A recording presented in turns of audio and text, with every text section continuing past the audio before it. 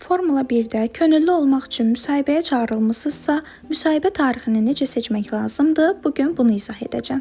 Əvvəlcə tətbiqə daxil olub, sağ yuxarıda yerləşən 3 nöqtədən könüllülər bölməsini seçirik. Sağ yuxarıda daxil ola klikləyib, qeydiyyatdan keçdiyiniz e-mail və şifrənizi yazırsınız. Yenə daxil oluna klikləyib, müsahibə vaxtınızı təyin edini seçirik. Burada mənim müsahibəm üçün təyin edilmiş vaxt aralıqlarını görürük. Gördüyünüz kimi ayın 22-si, 23-ü və 26-sı bütün saatlar seçilib.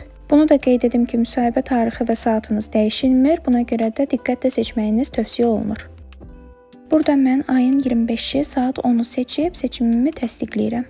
Və biz artıq müsahibə tarixini seçdik. Və burada da müsahibənin keçiriləcəyi ünvan, müsahibəyə gələrkən nə gətirməlisiniz və s. kimi məlumatlar əks olunub. Bəs müsahibəyə çağrıldığınızı hardan biləcəksiniz? Bu sizə SMS vasitəsilə bildiriləcək və siz də videonun əvvəlində göstərdiyim kimi tətbiqə daxil olub müsahibə tarixinizi seçə bilərsiniz. Bugünlük bu qədər. Daha maraqlı videolar üçün takip etməyi unutma.